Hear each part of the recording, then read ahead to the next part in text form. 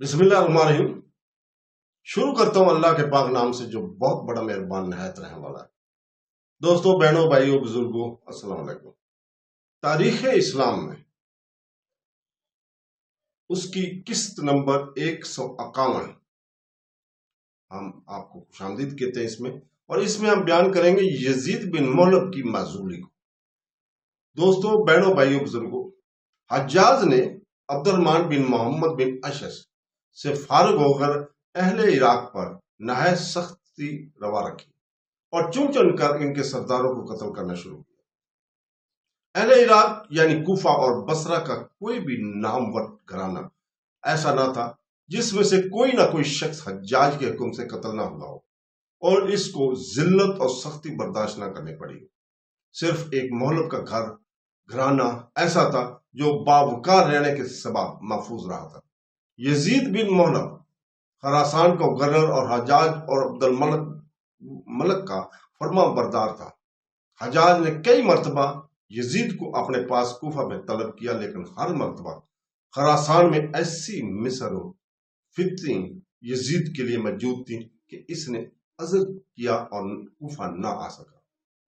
حجاج شکی مزاج بھی تھا، اس نے یزید بن مہلب کی نسبت بدگمانی کو دل میں جگہ دی اور اس امر کے در پہ ہوا کہ اس کو خراسان کے حکم سے بے دخل کیا جائے۔ چنانچہ اس نے عبد الملک کی یزید کی شکایتیں لکھنی شروع کی۔ عبد الملک نے ہر مرتبہ حجاج کو لکھا کہ مہلب اور اس کے بیٹے ہمیشہ ہمارے خیر خواہ اور نمک حلال رہے ہیں، وہ مستحق رعایت ہیں، لیکن حجاج بار بار اور باصرار شکایتیں لکھتا رہا۔ عبد الملک نے مجبور ہو کر حجاج کو لکھا کہ تم کو چونکہ اپنی تجویز پر اصرار ہے، لہذا میں تم کو اجازت دیتا ہوں کہ جس کو مناسب سمجھو خراسان کا حاکم مقرر کر۔ حجاج نے اس اندیشہ سے کہ کہیں خراسان کا مسئلہ پیچیدگی اختیار نہ کر لے اور اس پر دوسرے عامل کا قبضہ نہ ہو جائے، اول یہ حکم یزید کے پاس بھیجا کہ تم اپنے بھائی مفضل بن مہلب کو خراسان کا ملک سپرد کر کے میرے پاس آؤ۔ یزید ابھی سامان سفر ہی درست کر رہا تھا کہ حجاج کا دوسرا حکم اور مفضل کے نام خراسان کی سند گورنری پہنچی۔ یزید نے اپنے بھائی سے کہا کہ تم اس سند گورنری سے دھوکہ نہ کھا جانا۔ حجاج نے صرف میری وجہ سے کہ کہیں خراسان کی حکومت چھوڑنے سے انکار نہ کرے تم کو خراسان کا گورنر بنایا، وہ چند روز کے بعد تم کو بھی معزول کر دے گا۔ یہ کہہ کر یزید مرو سے ربیع الثانی سن 85 ہجری کو روانہ ہو گیا۔ یزید کا خیال بالکل صحیح ثابت ہوا اور حجاج نے 9 مہینے کے بعد مفضل بن مہلب کو خراسان کی گورنری سے معزول کر کے قتیبہ بن مسلم کو خراسان کی گورنری پر مبعوث کر دیا تھا۔ موسیٰ بن عبد بن حازم کا ذکر ہم پہلے بھی کر چکے ہیں اور اس نے ترمذ میں اپنی خود مختار حکومت قائم کر لی تھی، یہ بھی ذکر اوپر ہم کر چکے ہیں۔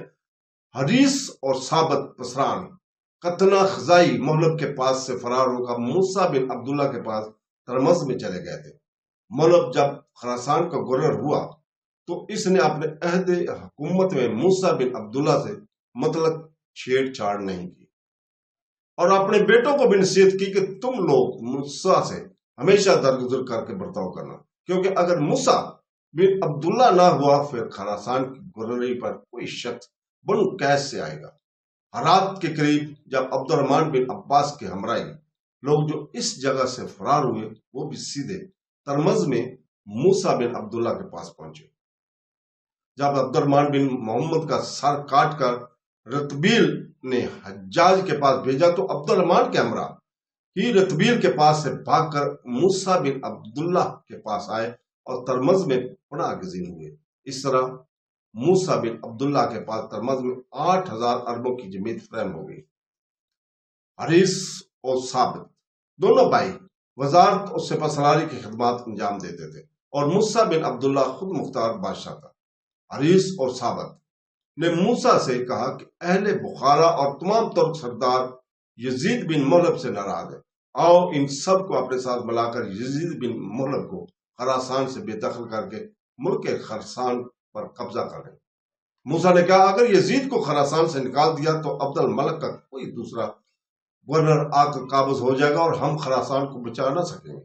اس سے تو بہتر ہے کہ ماورائے النہر یعنی ترکستان کے علاقوں سے عبد الملک کے عملوں کو نکال دیں۔ اس ملک پر ہم بآسانی اپنا قبضہ قائم رکھ سکیں گے، کیونکہ ادھر ہر طرف سے عبد الملک کی فوجیں نہیں آ سکتی اور تمام سرحدوں پر ترک اور مغل موجود ہیں جو ہماری مدد کریں گے۔ چنانچہ مادرائے النہر کے علاقے سے تمام عاملوں کو نکال دیا گیا اور موسیٰ بن عبداللہ کی حکومت ترمز میں خوب مضبوط اور مستقل ہو گئی۔ چند روز کے بعد ترکوں، مغلوں اور تبتیوں نے مل کر موسیٰ کے ملک پر حملہ کیا۔ ترکوں کا سردار 10,000 فوج لیے ہوئے ایک ٹیلہ پر کھڑا تھا۔ حریث بن قطنہ نے اس پر حملہ کیا۔ یہ حملہ اس شدت اور سختی کے ساتھ کیا گیا تھا کہ ترکوں کے ٹیلے کے پیچھے پناہ لینی پڑی۔ اس ہنگامہ دار اور ایک تیر حریث بن قطنہ کی پیشانی پر آ لگا۔ زخم ایسا قاری تھا کہ 2 دن کے بعد حریث فوت ہو گیا۔ اس روز چونکہ شام ہو گئی تھی، لڑائی ملتوی کر دی گئی۔ اگلے دن موسیٰ نے حملہ کر کے ترکوں وغیرہ کو شکست فاج دی اور بہت سا مال غنیمت لے کر ترمز کے قلعے میں واپس آیا۔ حریث کے مرنے کے بعد اس کے بھائی ثابت بن قطنہ موسیٰ کی طرف سے متوہم ہو کر موسیٰ سے جدا ہوا اور ترمز سے بھاگ کر مقام ہوشرا میں آ کر قیام کیا اور اپنے پاس اہل عرب اور عجم کی جمعیت فراہم کرنے لگا۔ موسیٰ بن عبداللہ اس کے مقابلے کو فوج لے کر ترمز سے چلا تو اہل بخارا، اہل کاش، اہل تصف وغیرہ سب ثابت کی مدد کے لیے اٹھ کھڑے ہوئے تھے۔ موسیٰ کو مجبوراً ترمز میں واپس آنا پڑا۔ چند روز کے بعد تمام اتراک جمع ہوئے۔ ثابت بن قطنہ کو اپنے ہمراہ لیا اور اس 80,000 کی جمعیت عظیم نے ترمز کا محاصرہ کر لیا۔ موسیٰ نے بڑے عزم اور ہمت کے ساتھ مدافعت کی۔ ثابت بن قطنہ مارا گیا اور اتراک بھی اوارہ اور پریشان ہو کر اور محاصرہ اٹھا کر چل دی گئی۔ اس ہنگامے سے فارغ ہوئے صرف چند ہی روز گزرے تھے کہ یزید بن ملک خراسان کی گورنر سے معزول ہو کر کوفہ سے روانہ ہوا اور اس کی جگہ موصل بن مہلب اس کا بھائی خراسان کا گورنر مقرر ہوا۔ موصل نے خراسان کی حکومت اپنے ہاتھ میں لیتے ہی عثمان بن مسعود کو ایک لشکر دے کر موسیٰ بن عبداللہ بن خازم پر حملہ کرنے کے لیے مرو سے روانہ کیا اور اپنے بھائی مدرک بن مہلب کو جو بلد میں تھا لکھا کہ تم بھی اپنی جمعیت لے کر ترمز پر حملہ کرنے کے لیے روانہ ہو جاؤ۔ اس کے علاوہ رتبیل اور ترہون ترکی بادشاہوں کو لکھا کہ تم بھی اپنی فوجیں لے کر عثمان بن مسعود کی امداد کے لیے پہنچو۔ یہ ترک سردار پہلے ہی سے موسیٰ بن عبداللہ پر خار کھائے بیٹھے تھے تو دوستو، اور بار بار اس کے ہاتھ سے شکستیں کھا چکے تھے۔ فوراً اپنی اپنی فوجیں لے کر ترمز کی طرف روانہ ہو گئے۔ اسی طرح موسیٰ بن عبداللہ کے علاقے میں 4 طرف سے دشمن فوجیں داخل ہوئی اور موسیٰ بن عبداللہ بن حازم نے مجبور ہو کر قلعہ ترمز میں محصور ہو کر مقابلہ کرنا شروع کیا۔ ان افواج کریسید کا محاصرہ 2 مہینے تک مسلسل جاری رہا اور کوئی امید فتح کی نظر نہ آئی۔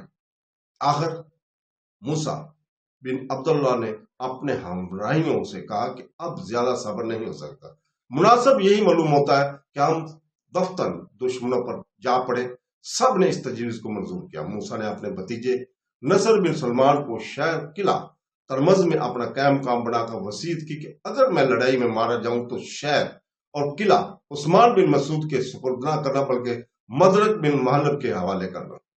موسیٰ نے اپنے ہمراہیوں میں سے 1/3 آدمیوں کو عثمان بن مسعود کے مقابلے کے لیے مأمور کر کے حکم دیا کہ تم اول حملہ نہ کرنا بلکہ عثمان حملہ کرے تو اس کے جواب میں حملہ آور ہونا، اور 2/3 آدمیوں کو خود لے کر رتبیل اور ترخون کی طرف حملہ آور ہونا۔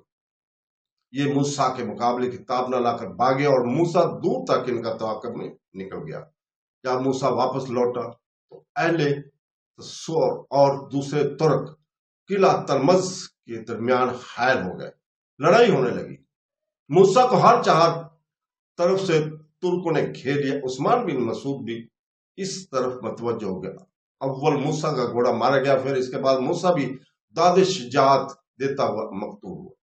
اس طرح 15 سال تک ترمز میں خود مختارانہ حکومت کرنے کے بعد سن 85 میں موسیٰ بن عبداللہ بن حازم جو قبیلہ قیس سے تعلق رکھتا تھا اس جہان سے رخصت ہوا۔ مفصل نے قتل موسیٰ کے بشارت حجاج کو لے کے، لیکن وہ کچھ خوش نہیں ہوا۔ نضر بن سلمان نے ترمز مدارک کے سپرد کیا اور مدرک نے عثمان کے سپرد کیا۔ تو دوستو اس کے ساتھ ہی ہم آج اجازت چاہتے ہیں، کل انشاءاللہ تعالی ہم نئی قسط میں آپ کو خوش آمدید کہیں گے۔ اللہ حافظ۔